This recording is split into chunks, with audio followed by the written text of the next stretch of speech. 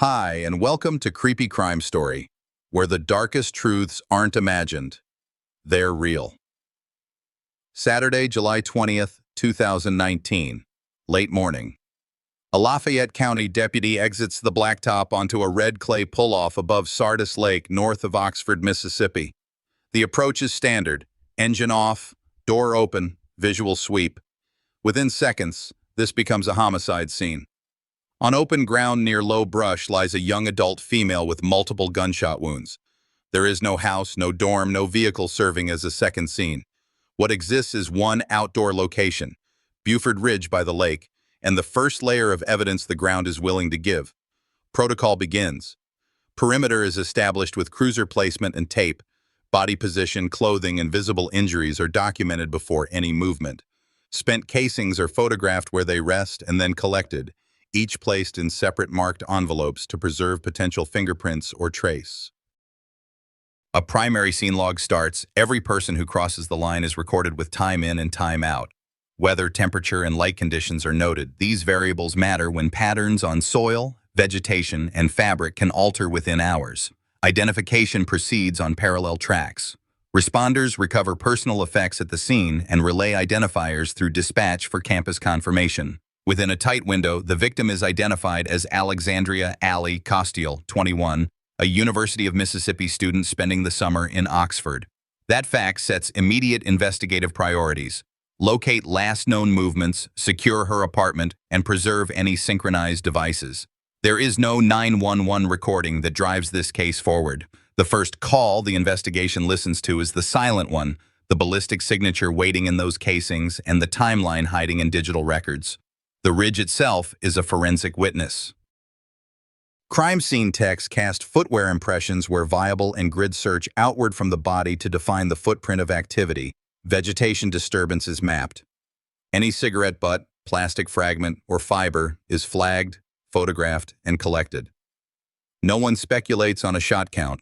The medically sound phrase is repeated in notes and will remain in your narration. Multiple gunshot wounds.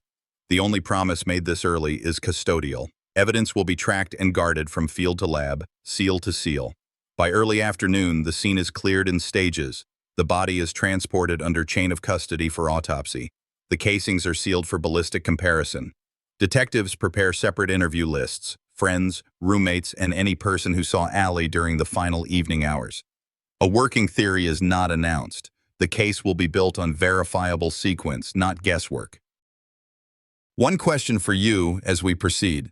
When a homicide starts with a clean outdoor scene and no immediate eyewitness, what's the next most reliable witness? Metal or metadata? The identification moves fast because the scene doesn't stall it. Within hours of discovery at Buford Ridge, the name is confirmed through personal effects and campus verification.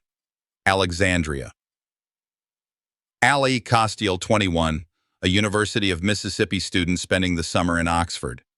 From that moment, the case pivots to victimology and the last public movements that can be documented without guesswork.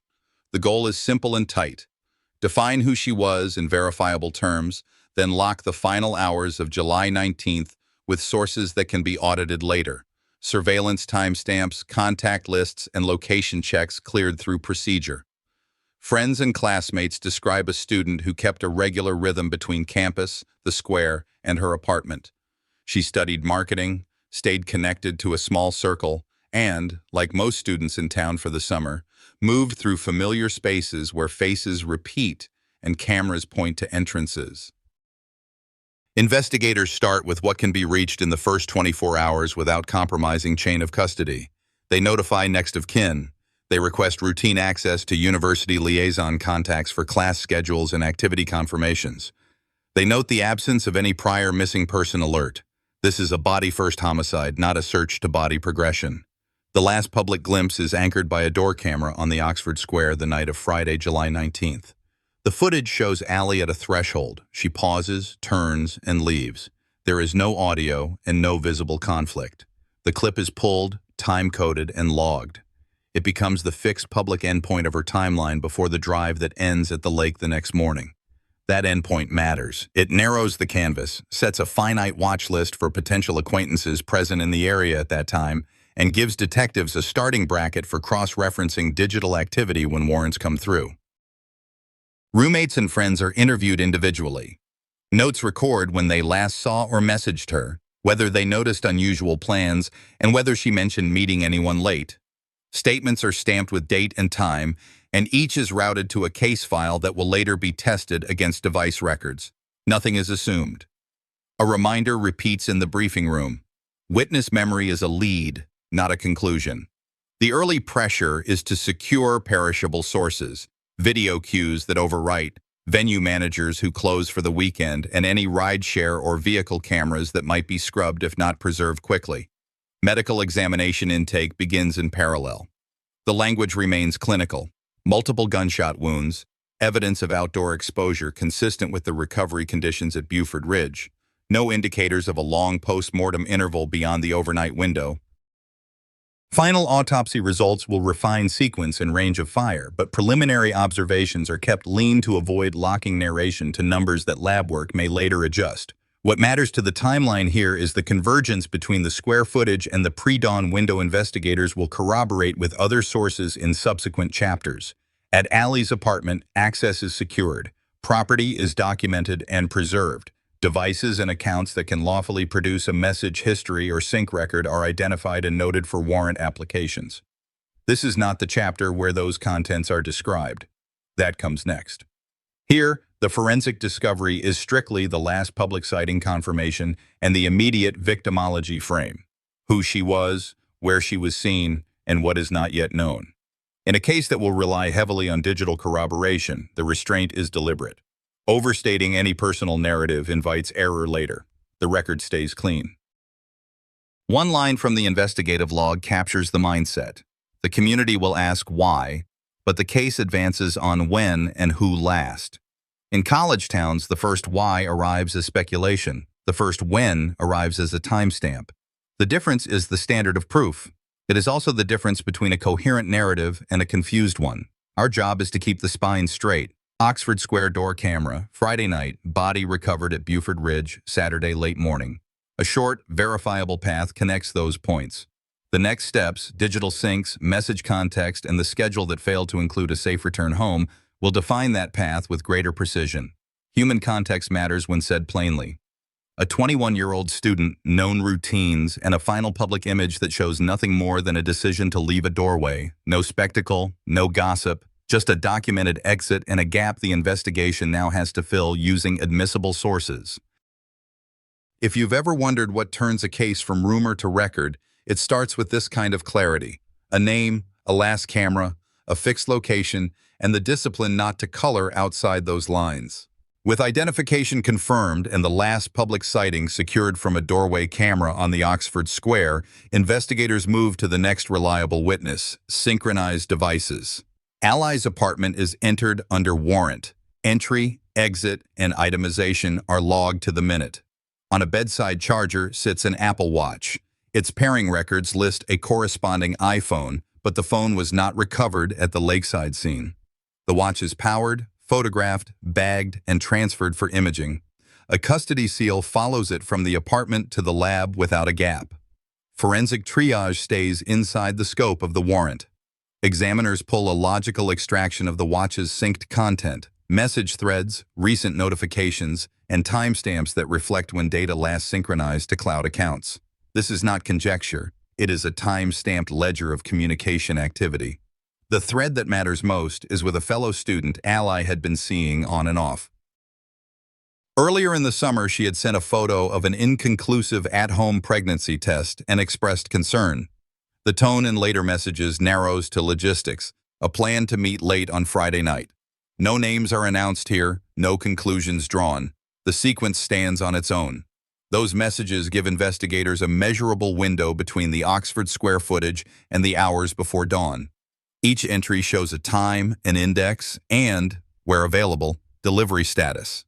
Analysts compare message times to the availability of local Wi-Fi and cell coverage, confirming that the content existed before the watch ever left the apartment. The goal is not to map feelings, it is to map minutes. The watch becomes a clean bridge from the public camera to the private decision that put Allie in motion again that night.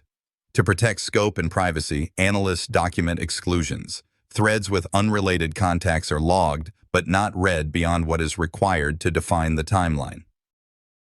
Health data and app activity are preserved only if they inform movement or opportunity. Nothing here speaks to motive with certainty, and the narration should not overreach. The single technical takeaway is enough. Late-night messages arranged a meeting with a known acquaintance, and those communications occurred within hours of the gunshot window reported by a nearby resident before dawn. Autopsy intake proceeds in parallel. Preliminary observations, kept deliberately lean, record multiple gunshot wounds consistent with an outdoor recovery. Time of death estimation aligns broadly with the pre-dawn interval but awaits refinement from internal findings and environmental conditions. The lab does not guess. It confirms. Later, ballistic comparison will operate independently of what the messages say. When the work is done correctly, separate lanes converge without needing help from each other. As one detective notes in the case file, the data aligned too cleanly. Sometimes that was the problem. Clean stories can tempt shortcuts. The team keeps the lanes separate to avoid bias. Because the Apple Watch is not a full phone, investigators confirm that the conversations seen on the watch also exists in account backups. A second warrant authorizes a limited pull of cloud-stored messages tied to Allie's account. Return logs show the same late-night thread and verify that the photo of the inconclusive pregnancy test predates the night in question. Medical review later clarifies she was not pregnant. That clarification will appear only once in this narrative because it belongs in context, not as a rumor engine. Digital evidence provides rhythm, not motive. The decision to meet is the actionable fact. From these extractions, detectives build a working contact plan. The person in the thread is identified and scheduled for a voluntary interview at the start of the next work week. This action is a standard step, not a proclamation. The purpose is to take what the watch shows, a plan to meet, and compare it against a statement given under advisement. The clock matters. When a homicide has no immediate eyewitness, the difference between a strong case and a stalled one is often a handful of precise timestamps and who can account for them. There is a human dimension to doing this right. Families want answers quickly. Communities want safety restored. But a digital thread is not a verdict. Good practice keeps each brick separate. Scene, autopsy, messages, then movement. When they line up, a prosecutor can stand on them. When they don't, the gaps are visible, and the case adjusts before court challenges expose them. You can support victims best by getting the order right the first time. One more point to lock for continuity. Nothing in this chapter changes the single scene fact pattern. The crime scene remains outdoors at Buford Ridge near Sardis Lake. No apartment or vehicle is transformed into a second scene. And the Apple Watch does not relocate what happened. It explains why investigators knew where to look next and whom to contact first. By late afternoon, on July 20th, the case shifts from a static scene to a moving clock.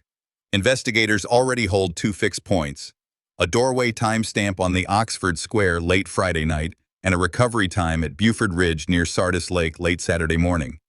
The job now is to define what sits between route, duration, and opportunity without inventing a second scene or a second story. In towns like Oxford, murders aren't just crimes. They tear at the fabric of a quiet community. The way you keep that fabric from fraying is simple. Put the hours in order and let the evidence lead. The most practical tool on day one is geography. The ridge sits well north of campus on rural county roads that turn to narrower lanes near the lake. At night, the trip runs roughly 40 minutes in normal traffic, often less with empty roads. That distance is enough to lower witness probability and reduce camera coverage, but not so far that a late-night meet would seem impossible. Detectives mark the obvious corridors out of town and request exterior footage from businesses that face those roads. Gas stations, small markets, any storefront with a lens pointed toward an approach or exit. Managers are asked about retention settings and whether the system overwrites on a 7-14 or 30-day cycle. Time is a factor. Preservation letters go out the same day. Parallel to the canvas, the team prepares standard provider paperwork, preservation requests for call detail records and relevant account logs, followed by warrants as appropriate. In rural Mississippi, a single cell sector can cover multiple miles, so no one pretends tower data will draw a line on the map. But sectors still matter. If a device jumps from Oxford coverage to a northern sector in the right window, and then drops off before dawn, that is a corridor. If it doesn't, that is an answer too. It's the difference between speculation and proximity. Importantly, Allie's iPhone was not recovered at the lakeside scene. That absence changes the retrieval plan and raises the value of any network artifacts that still exist. Door-to-door work continues. A resident near the ridge reports hearing gunshots in the pre-dawn window, between about 2:15 and 2:30 a.m. The statement is logged and time-stamped like every other, then parked to be tested against whatever the lab and devices eventually say. No one anchors the case to a single ear witness. The method is to layer. Last public sighting at the square, a narrow highway corridor north, a witness report before dawn, and a single outdoor recovery site hours later. Each element is valid on its own. Together, they start to compress uncertainty.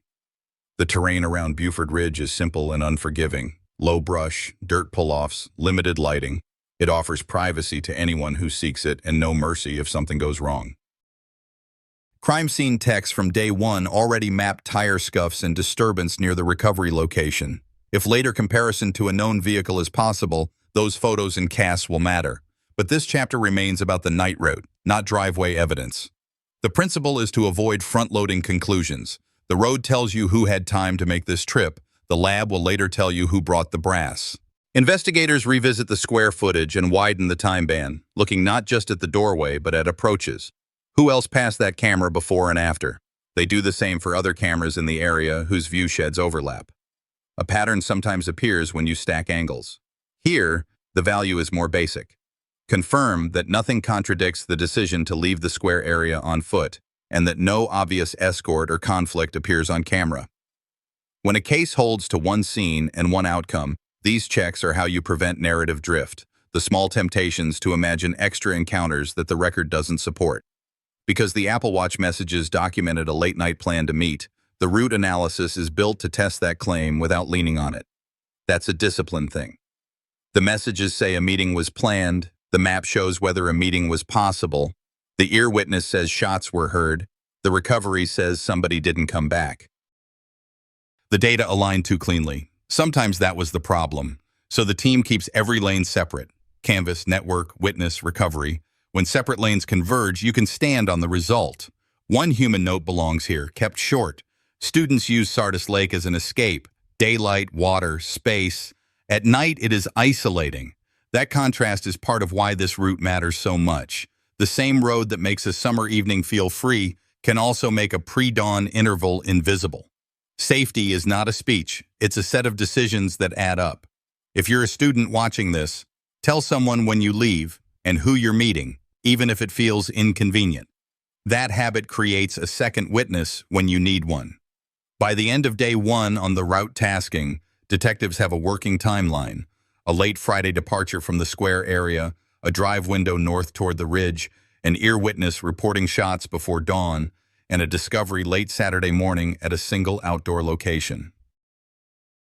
No second scene is introduced. No alternative ending is implied. The next operational step is straightforward. Compare this corridor against the person identified in the late-night messages. A voluntary interview is scheduled for Monday morning. If the account matches the corridor, the investigation moves one way. If the account collapses under the clock, it moves another. Monday is for statements. Detectives schedule them because memory doesn't get better with time and because a clean account early can save months later.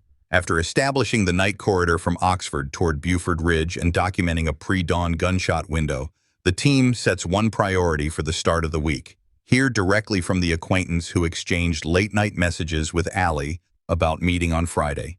The appointment is voluntary, standard practice. A date, time, and location are confirmed. The notice is logged. Counsel is invited if desired. Nothing about the ask is unusual, until the clock runs past the start time and no one walks through the door. When a promised statement doesn't arrive, the timeline gets louder. Investigators do not declare guilt. They document absence. The intake log reflects it in neutral language. Scheduled, not present. Efforts to contact, no response. A supervisor signs off on the entry. At the same moment, the case posture changes from get the story to secure the record. That means pushing preservation requests already in motion into full legal process. Carrier warrants for recent call detail records and handset location information. Narrow, time-boxed requests for any cloud-stored messages tied to the late-night thread already visible on the Apple Watch, and extensions to businesses along the corridor to hold exterior footage until an officer can pick up a copy. This is not about drama, it's about preventing loss. The absence of Allie's iPhone at the lakeside makes network artifacts more valuable. A court-authorized location ping is requested through the provider. If returned, it will be course, tower, and sector, not a pin on a map, but enough to say which direction a device moved. In rural Mississippi, one sector can cover several miles of road and water, so the report is read cautiously. If a device shows in Oxford late Friday and then hits a northern sector overnight, that aligns with the route work already done in Chapter 4. If by Monday it registers in a different jurisdiction, especially out of state, that answers a different question, one that determines which agencies get called next. While the legal team handles paper, deputies continue face-to-face canvassing along the road north. They're looking for simple confirmations: a vehicle seen late, an engine heard, lights on the ridge when there shouldn't be any. The ear witness who reported gunshots between roughly 2:15 and 2:30 a.m. remains one data point, parked until lab work and device returns can corroborate or correct the interval. The medical examiner's preliminary estimate, kept deliberately general this early, does not contradict a pre-dawn time of death. None of this creates a second scene. It tightens the one scene we already have. Behind the scenes, investigators build a short list of contact attempts. Calls and messages are time-stamped, saved, and when possible, screenshotted to establish what was sent and when. If a subject later claims they never received a message or were on the way, those artifacts matter. The list becomes part of discovery and, if needed, impeachment. A homicide file is a ledger. Every entry needs a reason. The BOLO step is next. A be on the lookout notice is drafted with identifying information that can be lawfully shared without compromising the investigation. Because the corridor studied over the weekend points north, the notice goes to neighboring agencies with coverage toward the Tennessee line. It is specific enough to be useful and conservative enough to avoid over-broadcasting details that belong in court. The message describes who detectives need to locate for an interview and cautions that the person may be traveling. It does not declare a suspect to the field. In a case built to survive scrutiny, language is a tool. The absence of a statement isn't the only signal. Bank and card subpoenas, once processed, can show where someone fueled up if they used plastic. But investigators do not hinge Monday's operations on financial data that could take time to return.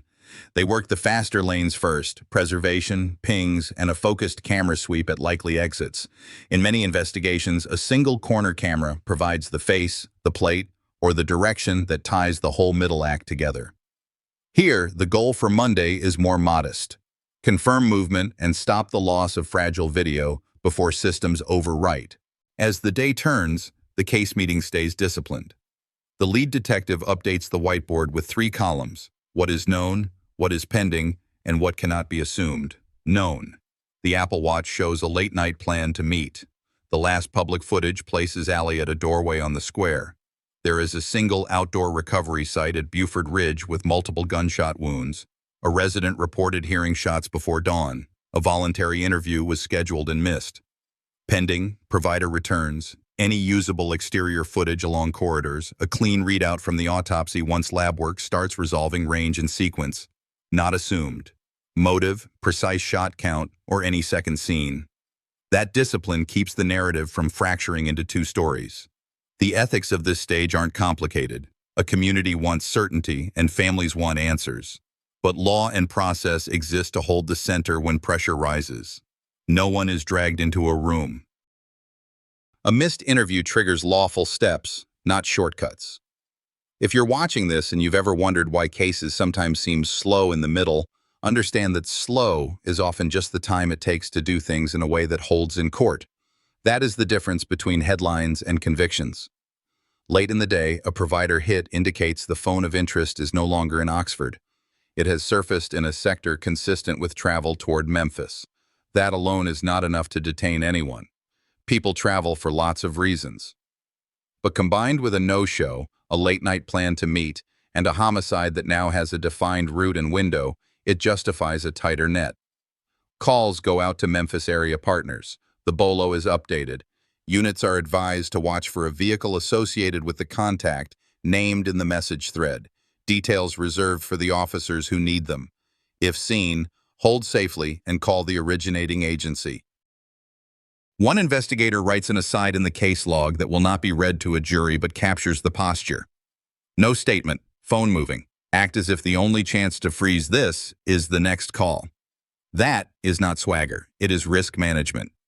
If a subject decides to leave the region, the cost of waiting another day is high.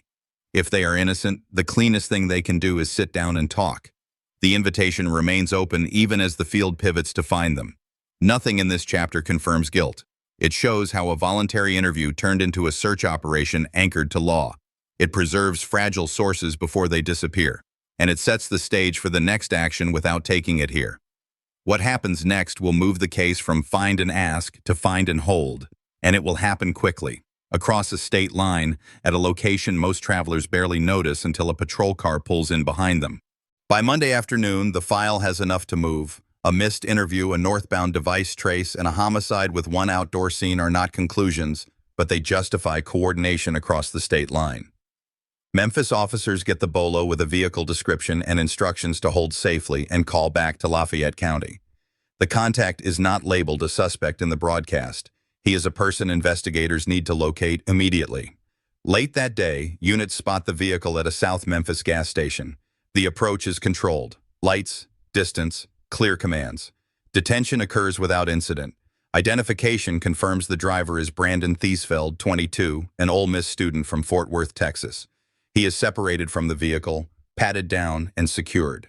Notifications go out in sequence. Local command, the originating Mississippi agency, and the prosecutor on call.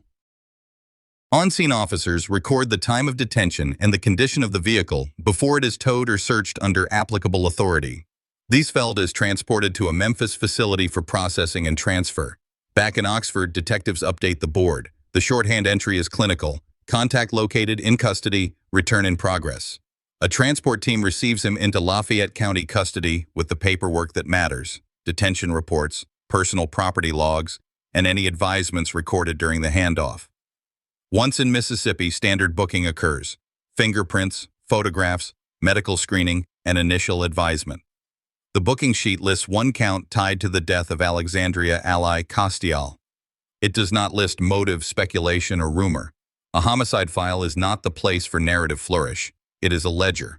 Within weeks, the case posture escalates. A Lafayette County grand jury reviews the evidence and returns an indictment for capital murder.